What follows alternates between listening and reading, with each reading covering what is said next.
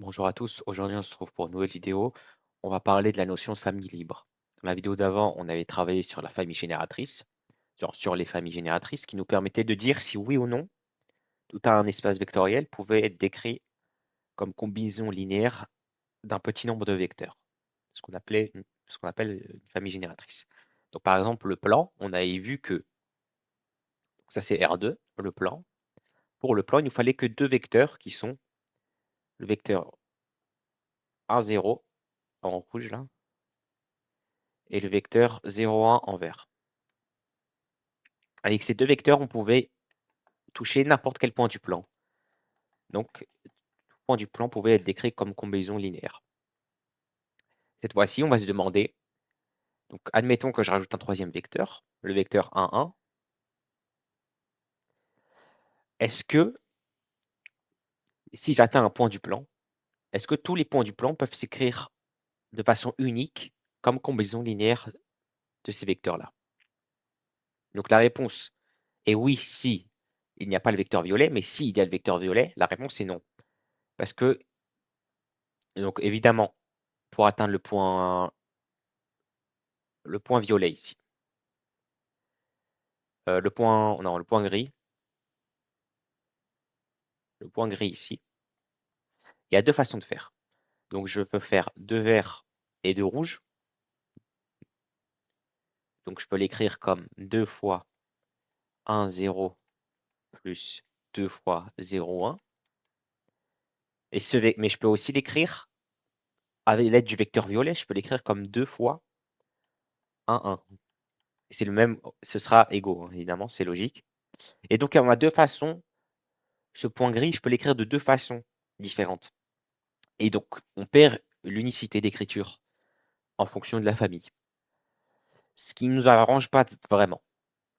Parce qu'en mathématiques, comme toujours, on aime bien avoir les choses de façon unique, ce qui nous permet de faire des identifications, ce qui nous permet de mieux calculer. Donc, c'est la question qu'on va se poser, c'est comment de une, on montre qu'on a une famille libre, et c'est tout. Donc une famille libre, ça nous permet juste de dire qu'on a une unicité d'écriture. Et donc ça va se traduire comment?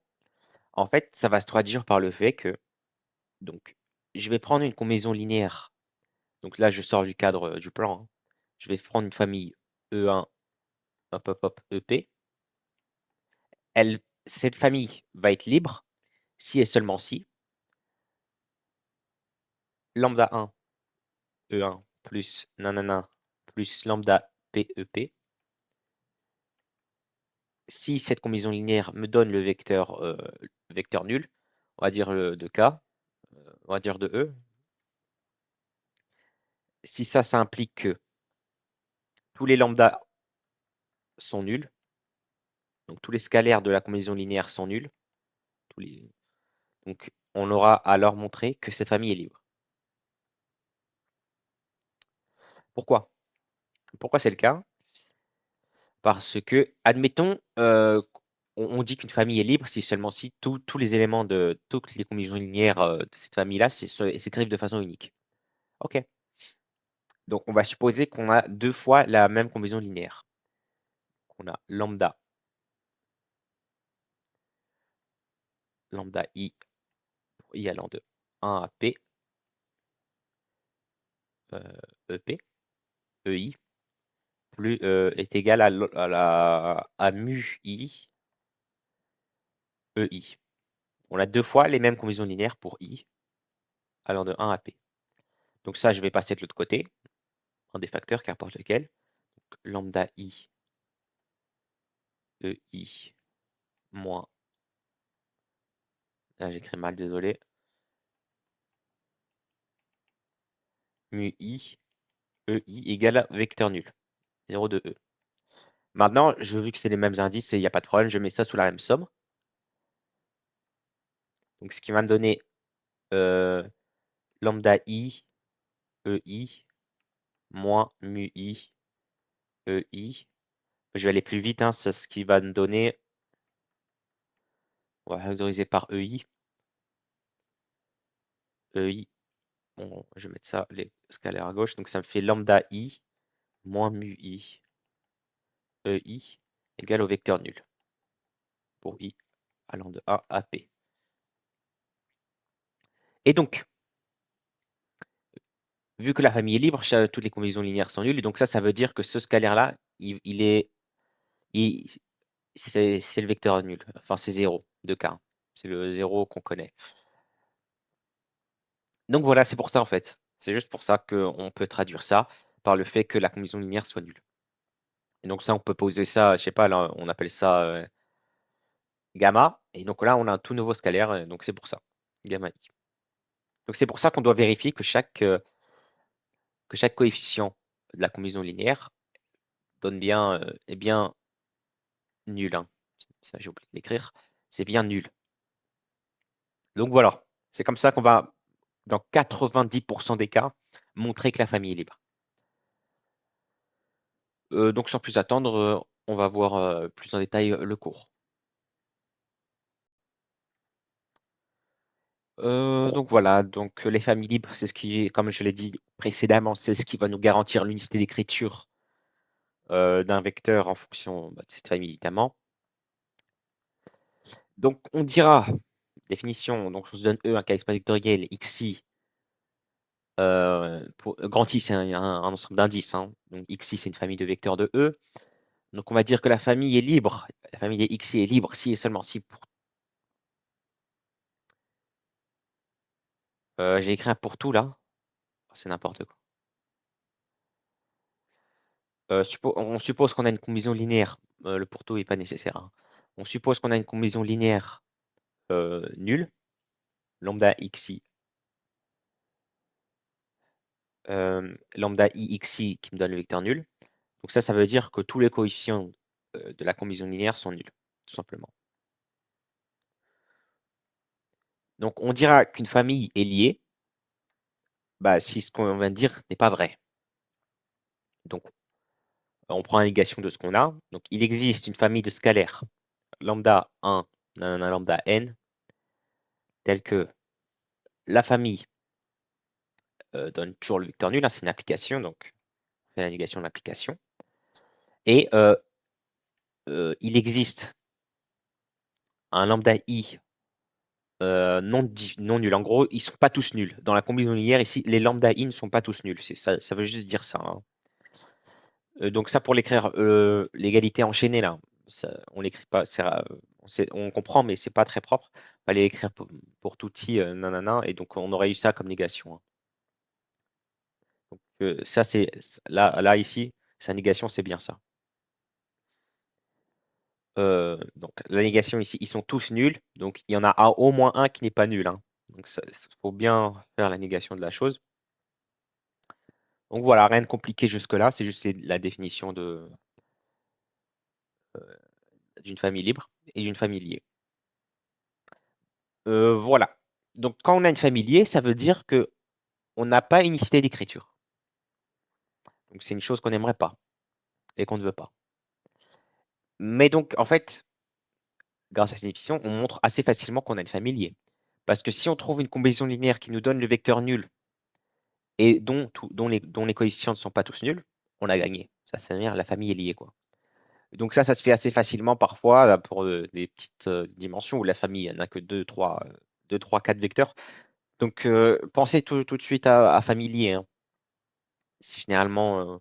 parce qu'on va voir que pour montrer qu'une famille est libre, c'est un peu plus long. Mais c'est pas difficile, mais c'est un peu long parfois.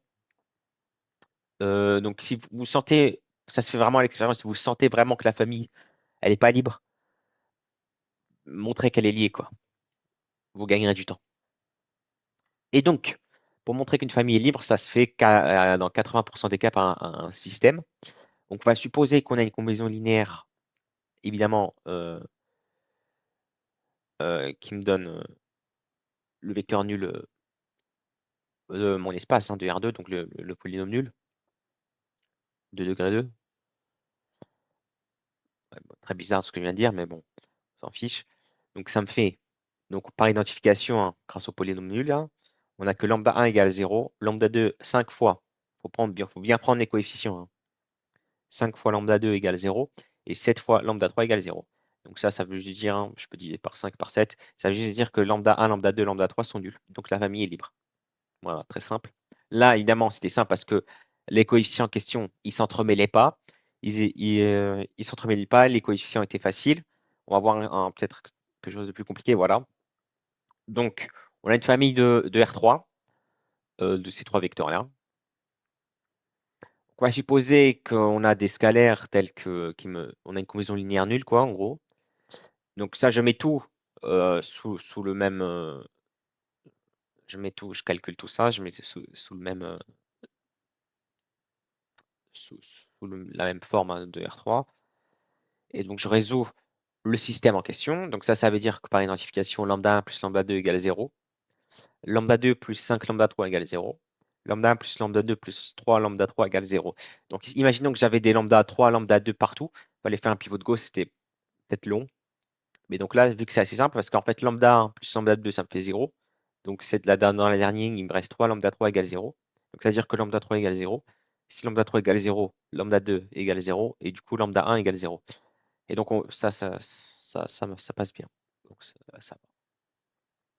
Donc voilà. Mais il faut imaginer que parfois, ils vont tous s'entremêler. Il faut faire un pivot de Gauss ou la méthode que vous souhaitez, mais en tout cas, il faut le résoudre, quoi. Donc cette famille est liée. Pourquoi? Parce que j'ai une combinaison linéaire qui me donne le vecteur nul. Et les coefficients ne sont pas nuls, c'est 1. C'est un 1 caché, mais c'est un 1. Là, c'est un moins 1 et là, c'est un 1, 1. Donc, en effet, si, ça me fait donc 1 plus 1, 0, 0 plus 0, 1, 0. Donc, ça me fait 1, 1, 0. Donc, je le soustrais lui-même, c'est qui me donne le vecteur nul. Donc, cette famille est liée. La famille aussi d'en bas est liée. Pourquoi? Je ne me suis pas foulé sur l'exemple. Hein. Donc, il faut juste additionner ce vecteur-là avec ce vecteur-là. Et donc, ce qui me ferait donc 3, 7, 11, moins lui-même, moins celui-là, ce qui me donnerait un vecteur nul. Le vecteur nul. Et donc, on a une combinaison linéaire qui me donne le vecteur nul dont les coefficients ne sont pas tous nuls. Donc voilà. On va montrer une petite propriété qui pourrait être qui sera utile dans certaines preuves un peu théoriques. On s'en sert rarement en pratique, mais voilà. Donc, on a une sous-famille d'une famille libre. Une sous-famille, ça veut dire qu'on prend un sous-ensemble de la famille, même si une famille, c'est pas vraiment un ensemble. Ouais, bon. En gros, c'est une famille, une partie de la famille, quoi. Grosso modo, ça veut juste dire ça. On n'a pas besoin de savoir ce que c'est vraiment en détail. Donc, on prend E, un espace vectoriel, et X, une famille libre dans E. On va prendre une sous-famille de celle-ci. Donc, je vais prendre un ensemble d'indices plus petit. Donc, elle est indexée par I, ma famille. Je vais prendre J, ci grand J, un sous-ensemble de I. Donc là, j'ai bien une sous-famille de celle-ci. Donc, on va supposer par l'absurde que la sous-famille est liée. Supposons qu'elle soit liée. Dans ce cas-là, on a des lambda J, lambda J indexés par grand J qui me donne le vecteur nul dont tous les lambda J ne sont pas tous nuls. Donc là, je vais considérer la surfamille de celle-ci, donc ce qui va me ramener à la grande famille. Hein. Donc j'ai qu'à rajouter en fait des zéros. Donc on va considérer la famille scalaire. Tous les lambda I, lambda prime I, je vais poser, ça va être lambda J pour I étant dans J. Et si les I ne sont pas dans J, dans ce cas-là, ça va être 0. Et dans ce cas-là, en fait, c'est une famille indexée par I, parce que c'est la même cardinale. Et la combinaison linéaire me donne toujours 0, parce qu'en fait, tous les éléments, tous les termes que j'ai rajoutés dans la somme, qu'il y ait une infinité ou pas, tous les termes que j'ai rajoutés dans la somme me donnent 0. Et donc ça, c'est une combinaison linéaire de la famille xi de base, dont les coefficients ne sont pas tous nuls, puisqu'en effet, on l'a montré grâce à la définition de la famille liée, donc, dont les coefficients ne sont pas tous nuls, qui me donnent 0. Donc ça veut dire qu'en fait, cette famille est liée, donc elle n'est pas libre. Voilà, c'est absurde. Donc ça veut dire que ce n'est pas une famille libre. Donc une sous-famille d'une famille libre est libre, tout simplement. Voilà. On peut faire la même chose, la propriété analogue avec les familles génératrices, on le verra peut-être après, dans une prochaine vidéo. Donc, petite remarque très importante aussi, une famille composée de 1 vecteur, c'est toujours libre. Une droite vectorielle, Ce sera non, qu'est-ce que je raconte? N'importe quoi. Ou s'il y a qu'un seul vecteur dans cette famille, c'est libre. Parce que la combinaison linéaire, c'est lambda xi, lambda x1. La seule façon que ça annule si le vecteur est pas nul, hein, d'avoir 0, c'est que le lambda, le scalaire, soit nul. Donc automatiquement, une famille composée d'un vecteur est libre. Ça ne sert à jamais, hein, c'est jamais servi vraiment, mais c'est pour la remarque. Ça, plus intéressant, si une famille contient le vecteur nul, alors elle est liée. En effet, imaginons que j'ai un vecteur nul dans ma famille, qu'importe sa taille, il me suffit juste d'un seul, il me suffit juste du vecteur nul, hein, et ça gâche la liberté de la famille. Pourquoi? Parce qu'en fait, admettons que j'ai que le vecteur nul, hein. Donc j'ai en effet une combinaison linéaire, toutes les combinaisons linéaires du vecteur nul, ça va être le vecteur nul. Donc admettons que je mette un 1 fois vecteur nul, ça me donnera le vecteur nul. Donc à partir de là, on a une combinaison linéaire d'éléments non nuls, enfin de coefficients non nuls qui me donne le vecteur nul. Donc ça gâche toute la liberté de la famille. Donc voilà, petite remarque très intéressante parce que ça sert un peu dans l'épreuve. Donc voilà, donc ce qui va conclure sur la liberté des familles. J'espère que cette vidéo vous aura plu.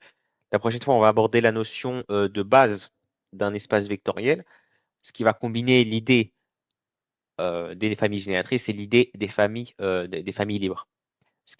Donc une famille qui est à la fois génératrice et libre, c'est une base. Et donc à partir des bases, on peut faire plein de choses. On verra en détail. Voilà, j'espère que cette vidéo vous aura plu. Au revoir.